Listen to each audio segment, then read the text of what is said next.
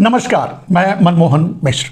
दोस्तों, आज एक काफ़ी उलझे हुए और विवादित मुद्दे पर आपका ध्यान खींचना चाहूँगा। वैसे ये मेरा विषय नहीं होता है, मैं इस तरह के विषय पर कभी बात नहीं करता, लेकिन बहुत साधारण सी बात है, इसलिए आम जन को समझने की ज़रूरत है। प्रबुद्ध जन जो अपने आप को विद्वान कहते हैं या जो अपनी विद्वानी को व्यापार में बदल चुके हैं, उनके बारे में तो हम कुछ नहीं कह सकते। हाँ, लेकिन ये नहीं कहेंगे कि जो मैं कह रहा हूं उसे आप अक्षरशः मानिए। आप खुद भी जानने की कोशिश कीजिए और जानिए विवाद क्या है। संसद में राहुल गांधी ने एक मुद्दा उठाया बलात्कार का, और बलात्कार पर बोलते हुए राहुल गांधी ने कहा कि भारतीय जनता पार्टी बलात्कारियों को संरक्षण देती है। इसी विषय को आगे बढ़ाते हुए उन्होंने ये कहा, कुछ उदाहरण दिए, यहां ये घटना हुई, वहां वो घटना हुई, और इन घटनाओं के जिम्मेदार लोगों को बचाया जाने लगा। और यहां तक बचाया गया कि उन्हें बलात्कार जिसके साथ हुआ, पीड़ित को जेल भेज दिया गया और बलात्कारी को आजाद छोड़ दिया गया। ये बहुत दुखद है, और ये ज्यादातर भारतीय जनता पार्टी के लोगों ने ऐसा किया है। वो मुद्दे सामने आए हैं, सोशल मीडिया में भी हैं, आप जानते हैं। तो वाद विवाद में राहुल गांधी ने फाइनली इस वर्ड को यूज किया, इस बात को भी कह दिया कि ऐसा संविधान में नहीं लिखा है कि बलात्कारी को छोड़ दिया जाए और पीड़िता को ही जेल में डाल दिया जाए, और यह हो रहा है, यह दुखद है। उन्होंने इंडिकेट करते हुए, मतलब सामने उंगली करते हुए भारतीय जनता पार्टी को क्या कहा कि यह संविधान में नहीं लिखा है, आपकी मनुस्मृति में लिखा है। बात विवाद हो गया मनुस्मृति का नाम लेते ही। भारतीय जनता पार्टी को तो एक विवादित मुद्दा चाहिए कुछ बोलने के लिए, बात को टरकाने के लिए, अडानी के भ्रष्टाचार से हटाने के लिए, मोदी के अडानीवाद से लोगों का ध्यान भटकाने के लिए, देश बेच करके, देश खरीद करके अडानी को सौंपने के मुद्दे से बात हट जाए। इसके लिए कोई विवादित मुद्दा चाहिए जो उसे अक्सर उसका आईटी सेल और आगे कर देता है। इस बात को, इस वीडियो को भी वायरल किया गया। कुंभ लगा हुआ था, वैसे मुझे याद नहीं है कि बिना कुंभ के भी अगर यह बात होती तो हो सकती थी, लेकिन मुझे ऐसा कभी याद नहीं है कि धर्म संसद, तथाकथित धर्म संसद ने, धर्म संसद की बैठक हुई और उस बैठक का संचालन या चेयरपर्सन यानी अध्यक्षता कर रहे थे अविमुक्तेश्वरानंद जी। और उस धर्म संसद में पास हुआ कि राहुल गांधी ने हमारी आस्था पर चोट पहुंचाई है, उन्हें सार्वजनिक रूप से माफी मांगनी पड़ेगी, वरना उन्हें हिंदू धर्म से निकाल दिया जाएगा। इसी तरह के कुछ भाव हैं। कुछ समय भी दिया गया, लेकिन मेरे दोस्त, मुझे इस बात पे आश्चर्य हुआ कि जो धर्म संसद को मैंने आज तक कभी इस तरह का एक विवादित बयान पर जो धर्म संसद बैठ गई और फैसला भी सुना दिया गया, ये धर्म संसद कभी आशाराम के बलात्कार पर, राम रहीम के बलात्कार पर, रमन्ना जैसे बलात्कारियों पर, बृजभूषण जैसे बलात्कारियों पर, कुलदीप सिंह सेंगर जैसे बलात्कारियों पर, चिन्मयानंद जैसे बलात्कारियों पर, ऐसे बलात्कारियों के बारे में या उनके पाप पर या उनके बलात्कार पर, उनके अपराध पर कभी धर्म संसद नहीं बैठी और ना ही उन्हें कोई सजा सुनाई। अब अगर इस बात को कहने पर धर्म संसद ये सजा सुना सकती है कि हिंदू धर्म से निकाल दिया जाएगा, तो हम समझते हैं कि उनको तो सीधे धर्म संसद को फांसी देनी चाहिए या और कोई दंड देना चाहिए, और उनको तो कम से कम हिंदू धर्म से निकाल ही देना चाहिए, कुलदीप सिंह सेंगर, चिन्मयानंद और ऐसे बलात्कारियों को। खैर, ये धर्म संसद का मुद्दा है, धर्म संसद ने ऐसा क्यों किया ये तो वही बताए। मैं उस पर भी कोई टिप्पणी नहीं करना चाहता, और मेरी टिप्पणी का कोई बहुत ज़्यादा महत्व नहीं है, लेकिन जो सत्य है उसे समझना हर आदमी के लिए ज़रूरी होता है, कम से कम आम आदमी के लिए भी ज़रूरी होता है, क्योंकि आज पूरे देश को इसी तरह के जाल में उलझा करके, जैसे आप देख रहे हैं महाकुंभ के नाम पर 40 करोड़ 50 करोड़, पता नहीं ये आंकड़े कहां से आ रहे हैं, लेकिन 40-50 करोड़ भारतवासियों को एनजीटी के अनुसार जो सामने आया है कि पवित्र गंगा बोल करके गटर में कुदा दिया गया और नहलवा दिया गया, ऐसा कि जो रिपोर्ट आई है उसके अनुसार मलमूत्र की मात्रा ज़्यादा है।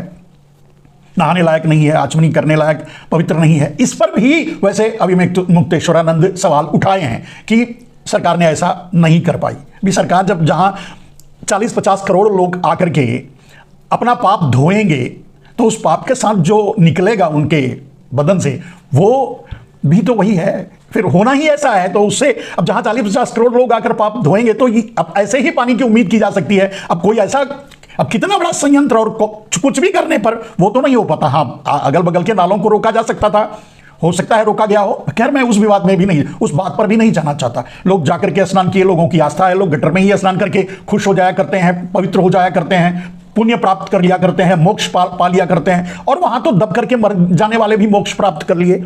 इसी भारतीय जनता पार्टी के लोगों ने ये बात कही, उनके लोगों ने ही ये बात कही और उस पर कोई आक्षेप भी नहीं हुआ, कोई आपत्ति भी नहीं हुई। यानी वो जो कहे वो सत्य है। यहां जो मरेंगे आकर के, मरे भी अनगिनत, मैं तो गिनती करने बैठा नहीं हूं, अनगिनत, क्योंकि जिस तरह से लोग अपनों को ढूंढ रहे हैं अगर उसको देखा जाए तो बहुत से लोग मरे, गायब हैं।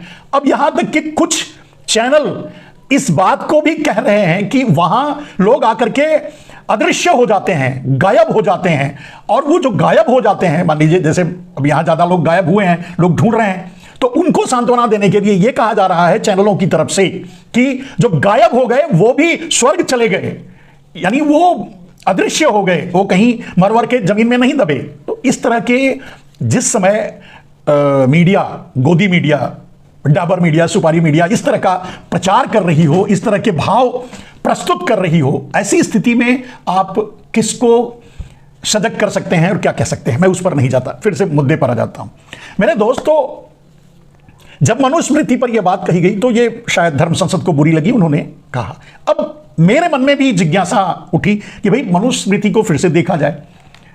जब शिक्षा ग्रहण कर रहे थे उस समय जब देखा, पढ़ा, वो अलग बात है, लेकिन इस तरह से किसी चीज का वर्णन लोग और आपस में लोग एक भ्रांतियों के कारण आपस में लड़ने की भावनाएं तब नहीं थी, इतनी नफरत देश में नहीं थी।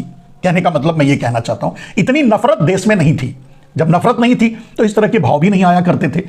जो जिसकी इच्छा जहां जाए स्नान करे, पवित्र हो, क्या किसको क्या समझे, वो उसकी अपनी खुशी होती थी। लेकिन इस तरह के विवाद नहीं हुआ करते थे। ये तो महामना नरेंद्र मोदी की देन है, महामानव नरेंद्र मोदी की देन है, जो इस तरह के विवाद और नफरत को मतलब मुख्य धारा में ला दिया है। तो बात यह थी कि मनुस्मृति पवित्र ग्रंथ है, हमारे पवित्र ग्रंथ पर कोई उंगली उठाएगा, पवित्र ग्रंथ पर कोई उंगली उठाएगा, इसके कारण राहुल गांधी को यह जो सजा सुनाई गई है।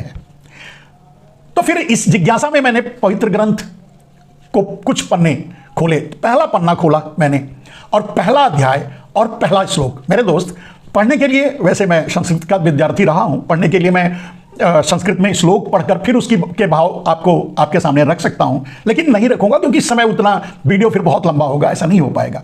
लेकिन कुछ उदाहरण मनुस्मृति से मैं भी देना चाहूंगा समझने के लिए। अब समझने की बात यह है मेरे दोस्त कि मनुस्मृति कब लिखी गई, किसने लिखी, कैसे लिखी। कहा जाता है मनु राम के भी पूर्वज शायद थे, ऐसा ही कुछ है शास्त्र या के अनुसार। तो अब मनु ने ऐसा कहा और मनु ने ऐसा लिखा, मैं इस पर मेरा अपना भरोसा नहीं है, लेकिन यह मैं अच्छी तरह समझ रहा हूं और समझने की कोशिश की तो समझ में मेरे यही आया। मैं ज्ञानी नहीं हूं, ज्ञानी हूं, तो मेरे समझ में यही आया कि निश्चय ही मनुस्मृति जिसने भी लिखी वो कम से कम मतलब सतयुग, द्वापर और त्रेता, इस तरह के युगों में रहने वाले लोग तो नहीं लिखे होंगे। वेदों में भी इसका जिक्र नहीं है, मनुस्मृति का नहीं बोल रहा हूं, इसमें उद्धरण दिए गए वाक्यों का जिक्र नहीं है। कैसे मैं इसे साबित करूंगा? मनुस्मृति के जरिए। चलिए आपको मनुस्मृति का, अगर आप चाहें तो आप सोशल मीडिया में, यानी इस पे भी अवेलेबल है, किताब ही अवेलेबल है, पीडीएफ में होगा, आप खोल लीजिएगा, देख लीजिएगा। मनुस्मृति का पहला श्लोक, यहीं से मेरा मतलब मैं समझ गया इसके बारे में। कम से कम मनुस्मृति पवित्र ग्रंथ तो नहीं हो सकता, धार्मिक ग्रंथ भी नहीं हो सकता। खैर बात यह है, मेरा अपना विचार है। मनुस्मृति के पहले श्लोक का अर्थ क्या है, भावार्थ क्या है? एक समय ध्यान में लीन भगवान मनु की सेवा में उपस्थित होकर महर्षियों ने पहले उन्हें प्रणाम करके उनकी विधिवत पूजा अर्चना की। वैसे राम से पहले भगवान की बात नहीं आती है, राम को ही भगवान माना जाता है, दशरथ को तो कोई भगवान नहीं मानता, लेकिन अगर उनके पूर्वजों को कोई भगवान माना तो माना होगा ऐसा। लेकिन अब वही बात है, तो प्रणाम करके उनकी विधिवत पूजा अर्चना की, तत्पश्चात उनसे निवेदन किया। निवेदन क्या किया, यह बहुत विचारणीय है। निवेदन क्या किया, भगवान आप हमें चारों वर्णों ब्राह्मण, क्षत्रिय, वैश्य, शूद्र तथा वर्ण संकर, वर्ण संकर का मतलब होता है मेरे दोस्त, ये पांचवां वर्ण है। वर्ण संकर का मतलब होता है कि शूद्र से ब्राह्मण, ब्राह्मण से शूद्र, या क्षत्रिय से वैश्य, वैश्य से क्षत्रिय, मतलब अंतर जाति से, अब ये आज की भाषा में कहें तो अंतर जातीय कोई विवाह करके या कुछ करके अगर कोई पैदा होता है, उन्हें वर्ण संकर कहा जाता है। अब यहां दो बातें, मतलब इसको ये सही है, इसको ये मेरे समझ में नहीं आ रहा है। अगर ये सही है, अगर यही सही है तो ये भी सच है कि सतयुग, द्वापर, त्रेता में भी भ्रष्टाचार, मतलब क्या कहते हैं उसको, व्यभिचार था। अगर ये सही है तो व्यभिचार तब भी था, तभी तो मनु के सामने ये बात रखी गई कि भाई मनु जी बताइए ये वर्ण संकर कैसे आया कि ब्राह्मण की स्त्री से शूद्र, या शूद्र की स्त्री से ब्राह्मण, या शूद्र की स्त्री से क्षत्रिय, या ब्राह्मण या क्षत्रिय की स्त्री से शूद्र या ब्राह्मण का संसर्ग हो और उससे जो पैदा होगा उसे वर्ण संकर कहेंगे। इसका मतलब यह होता है कि उस काल में भी, यानी द्वापर, त्रेता, सतयुग वगैरह में भी, देखिए मैं इस पर कोई भरोसा नहीं, इसीलिए मैं कह रहा हूं, मेरे अपने भाव हैं कहने के, किसी को बुरा लगने की बात नहीं कह रहा हूं, आपको समझने की बात कर रहा हूं। उस समय भी पहली बात तो व्यभिचार होता था। मैं ऐसा नहीं मानता कि उस समय ऐसा होता रहा होगा, तो फिर कब होता रहा होगा? यह होता रहा होगा कलयुग में, जब कलयुग का शुरू हुआ, या उसके बाद, या 1500 साल पहले की बात से आप जोड़ लीजिए इसको।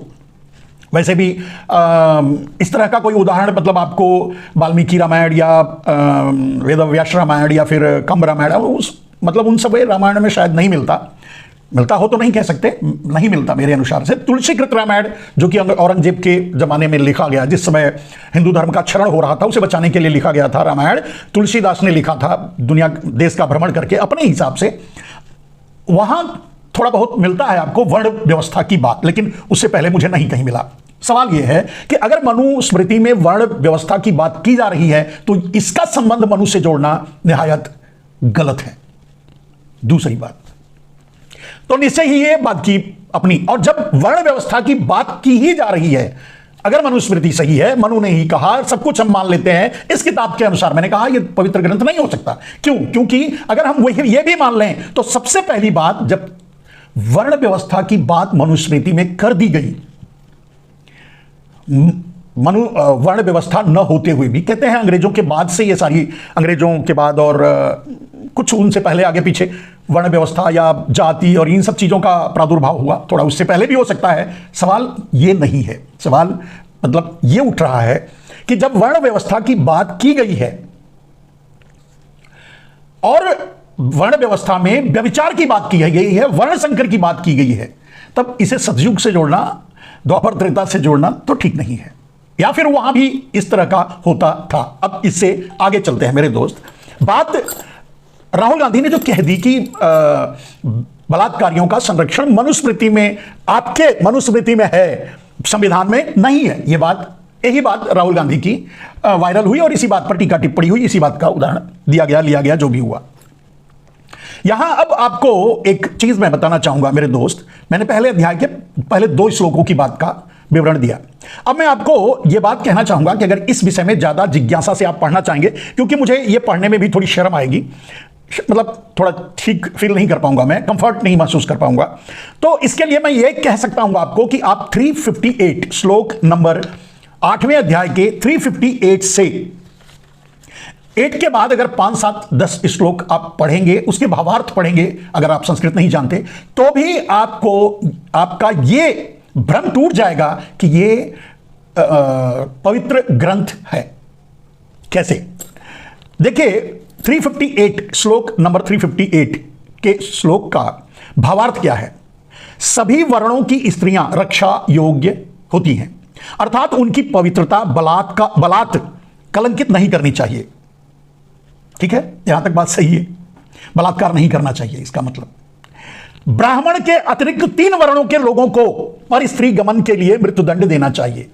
अब ब्राह्मण को क्यों नहीं देना चाहिए मृत्युदंड इस उसी पाप के लिए, और कुछ वर्णों को देना चाहिए। इससे आपको यह समझ में आ गया होगा कि यह ब्राह्मणों की खुराफात है, या ब्राह्मणों का अपना वर्चस्व टूट रहा था, उसको बचाने की मुहिम है मनुस्मृति। या और जब ऐसा है तो निश्चय ये कलयुग की ही बात है, या फिर बहुत नजदीक 1500 साल की बात है। मनुस्मृति सामने शायद उसके बाद ही आई होगी। बात तो ऐसा ही समझ में आ रहा है। आपको क्या समझ में आ रहा है मेरे दोस्त? और मनुस्मृति फिर पवित्र ग्रंथ कैसे? जो मनुस्मृति ये कह रहा है कि ब्राह्मण के अलावा सबको दंड दीजिए और ब्राह्मण को छोड़ दीजिए बलात्कार करने पर। फिर से एक बार वही दोहरा देता हूं, सभी वर्णों की स्त्रियां रक्षा योग्य हैं, मतलब किसी को नहीं पाप नहीं करना चाहिए, बलात्कार नहीं करना चाहिए, अर्थात उनकी पवित्रता बलात् कलंकित नहीं करनी चाहिए। सही बात है। ब्राह्मण के अतिरिक्त अन्य 3 वर्णों के लोगों को पर स्त्री ग्रमण के लिए मृत्युदंड देना चाहिए, तो ब्राह्मण को क्यों नहीं देना चाहिए? इस श्लोक के बाद मैं रुक गया, बाकी सारे श्लोक पढ़ा, उसकी व्याख्या आपके सामने रखूंगा। कह रहा हूं ना कि मुझे ही खुद अच्छा नहीं लगेगा, लेकिन आप जरूर इन 358 8वें अध्याय के 358 से 5-7 श्लोक जब आप पढ़ेंगे, उसके अर्थ पढ़ेंगे, तो आपको समझ में आ जाएगा कि ये मनुस्मृति धार्मिक ग्रंथ तो नहीं हो सकता। एक समुदाय द्वारा, मान लीजिए अगर वर्ण व्यवस्था थी, तो ब्राह्मण वर्ण द्वारा चलाई गई मुहिम, रची गई साजिश या षड्यंत्र है। माफ कीजिएगा, मैं भी ब्राह्मण ही हूं, लेकिन इसका मतलब यह नहीं कि गलत को गलत कहने का साहस या फिर किसी अपराध का भी मुकाबला करने का साहस खो चुका हूं, ऐसा नहीं है। सच को सच कहने की मेरी आदत भी है और मैं उसे ही सही मानता हूं। इसलिए मैं ये कह सकता हूं कि मात्र ये ब्राह्मणों की चाल थी अपने वर्चस्व को बनाए रखने के लिए। क्षत्रिय और शूद्र और वैश्य के बीच वैसे भी बहुत से षड्यंत्र रचे गए हैं, और उनमें ब्राह्मणों का रोल क्या रहा है, ऋषियों को भी देखेंगे तो आपको आश्चर्य ही होगा। जो किताबों में मिलती हैं, जो कथाओं में मिलती हैं, जो लोकोक्तियों में मिलती हैं, सच क्या है सही है नहीं है गलत है, उस पर मैं नहीं जाता, उस पर कोई टिप्पणी नहीं करूंगा। लेकिन अब इसके बाद से आप सोच लीजिए कि जो मनुस्मृति फिर मतलब पवित्र ग्रंथ कैसे रह गया? उसकी पवित्रता तो खत्म हो गई। पहले वर्ण व्यवस्था की बात करना और फिर वर्ण व्यवस्था में भी विभेदन करना, विभाजन करना कि कुछ को ये दंड और कुछ को नहीं। इस तरह के जब इन श्लोकों को आप पढ़ेंगे तो आपको समझ में आ जाएगा कि मतलब मनुस्मृति पवित्र ग्रंथ नहीं है। मेरी बात सही है, मैं ये मानता हूं। एक और उदाहरण, मतलब मैंने कहा कि 358 से आप कुछ श्लोक पढ़ लीजिए, एक 10 श्लोक भी पढ़ेंगे 368 तक, 358 से 368 तक पढ़ करके देख लीजिए, आपको समझ में आ जाएगा। कम से कम अभी में मुक्तेश्वरानंद का यह भ्रम जरूर टूटना चाहिए कि मतलब जो उन्होंने कहा है वो सही नहीं है। मैं एक ही शब्द पर मुझे आपत्ति है, पवित्र ग्रंथ कैसे हो सकता है? पवित्र ग्रंथ तो नहीं हो सकता, ये साजिश हो सकती है ब्राह्मणों की, ये कहा जा सकता है। मैं ब्राह्मणों पर भी आरोप नहीं लगा रहा हूं, या ये नहीं कह रहा हूं कि ब्राह्मण अपनी, लेकिन ये है, ये तो निश्चित है कि जब वर्ण व्यवस्था थी तो सभी वर्णों के लोग अपने अपने क्षेत्र में किसी को न घुसने देने और अपने आप को सुरक्षित, जैसे वैश्य या क्षत्रिय या शूद्र, तो न घुसने देने या अपने आप को सुरक्षित रखने की कोशिश किए होंगे, और उस कोशिश में इस तरह की बातें आई होंगी कि भाई हम बचे रहे, बाकी सब को देख लेना। अब एक और बात जो एक जगह 365 श्लोक नंबर 364, माफ कीजिएगा 364 का अर्थ क्या है, भावार्थ। जो कन्या अपने से उच्च वर्ग के पुरुष के साथ करे, शब्द नहीं बोल पाऊंगा, करती है, वह दंडनीय नहीं है। यदि उसका संबंध अपने से हीन वर्ण वाले पुरुष के साथ हो जाता है तो उसे समझा बुझाकर घर लाना चाहिए। कहने का अर्थ क्या है कि मतलब यहां तो निश्चय ही शूद्रों का अपमान हुआ है, या वैश्य का अपमान हुआ है, या क्षत्रिय का अपमान हुआ है। अब एक उच्च वर्ण है, ब्राह्मण वर्ण उच्च है, फिर उसके बाद क्षत्रिय, फिर उसके बाद तो अपने से उच्च, यानी क्षत्रिय की कन्या ब्राह्मण के साथ, या वैश्य की कन्या क्षत्रिय के साथ, या शूद्र की कन्या बाकी इन तीनों के साथ। तो अगर ऐसा है, अगर ये छूट दी जा रही है और यह कहा जा रहा है सीधे सीधे कि वह दंडनीय नहीं है, तो इसे अब राहुल गांधी के बयान को देखिए। राहुल गांधी ने यही कहा है कि आपके मनुस्मृति में संरक्षण देने की बात हो सकती है, संविधान में नहीं है। बाबा साहब अम्बेडकर के संविधान में नहीं है संरक्षण देने की बात कि बलात्कारी को बाहर छोड़ दो और अंदर, जो पीड़ित है उसको ही अंदर। और यह काम मनुस्मृति के वाहक साक्षात महान पुरुष, आपके महान नरेंद्र मोदी जी, क्या बोलते हैं उनको, नॉन बायोलॉजिकल अवतरित हुए नरेंद्र मोदी के जमाने में तो बहुत ही हुआ है। बहुत की हद तो तब पार हो गई जब गुजरात के उन नरपिचासों को, जिन्होंने सिर्फ बलात्कार नहीं किया, बलात्कार किया, हत्या की, गर्भ के भ्रूण को मार डाला, न जाने क्या क्या किया, और उनको यह कहकर कि उनको छोड़ दिया गया कि भाई इनको छोड़ दिया जाए, बाद में भले ही जो भी हुआ फिर से उनको जेल चले गए, वो बात अलग है, लेकिन उनको छोड़ा गया इन मनुस्मृति के मतलब लंबरदारों द्वारा। यह अन्याय था या नहीं, आप खुद सोचिए। और इस बात को अगर राहुल गांधी ने संसद में कहा तो गलत क्या कहा। अब उस धर्म संसद से मेरा सवाल है, अभी मैं मुक्तेश्वरानंद जी से मेरा सवाल है कि एक धर्म संसद बिठाइए जिसमें इस बारे में चर्चा कीजिए कि बलात्कारियों के साथ क्या किया जाए। बार बार आशाराम भी अब पेरोल पर बाहर आना शुरू कर दिए हैं। मोदी से समझौता हो गया होगा, मोदी से झगड़ा के नाते ही उन्हें जेल में डाला गया था, डाले थे और मोदी ही डाले थे, डलवाए थे, साजिश सब उनकी ही थी। उधर राम रहीम को हर चौथे दिन पेरोल दिया जा रहा है, बाहर आकर ऐश कर रहे हैं। बाकी और कहानियां आप जानते हैं। चिन्मयानंद शायद कहीं चंदन लगा करके फिर तपस्या कर रहे होंगे किसी को खुश करने के लिए। लेकिन सवाल यह है मेरे दोस्त कि धर्म संसद को बैठना चाहिए और इस पर विचार करना चाहिए कि ये जो बलात्कारी, चाहे वो गुजरात के मामले हो, चाहे और आए दिन बलात्कार हो रहा है, इस तरह के व्यभिचार हो रहे हैं, और अगर इस बात को, इस मुद्दे को भारतीय जनता पार्टी और दूसरे लोग नहीं उठाते, अगर राहुल गांधी उठाते हैं तो ये बहुत स्वीकार योग्य, या मतलब उनका स्वागत करना चाहिए कि उन्होंने कम से कम साहस किया और ये उठाने की कोशिश तो की। उसके एवज में धर्म संसद बिठाकर उनको सजा सुनाना कि आपको हिंदू धर्म से ही बाहर कर देंगे, ये निहायत गलत है। मैं नहीं मानता कि सही है, और अगर सही है तो धर्म संसद को पूरी तरह से बैठना चाहिए और इस पर विचार करना चाहिए कि किसी भी बलात्कारी के बारे में कौन सी सजा हो जो बार बार उनको छोड़ा जा रहा है, सरकार पक्ष ले रही है, इस तरह के। और मूल बात कि क्या सचमुच मैं अभी मुक्तेश्वरानंद जी से पूछना चाहता हूं, इसकी व्याख्या चाहें तो वो अपने मंचों से कर सकते हैं। मनुस्मृति की व्याख्या, मनुस्मृति को एक साजिश मैं मानता हूं, मनुस्मृति को ब्राह्मणों का एक षड्यंत्र मैं मानता हूं, मेरा मानना है, मैं सबके लिए नहीं कह रहा हूं। वर्ण व्यवस्था को मजबूती से बनाए रखने का एक षड्यंत्र। लेकिन मनुस्मृति पर भी, मनुस्मृति को धर्म ग्रंथ कहना और उस पर कोई बात बोले, उसे गलत कहने से पहले धर्म संसद को इस पर विचार करना चाहिए, मनुस्मृति को पूरा पढ़ करके उसकी व्याख्या करनी चाहिए कि क्या सचमुच वो धर्म ग्रंथ है, पवित्र ग्रंथ है।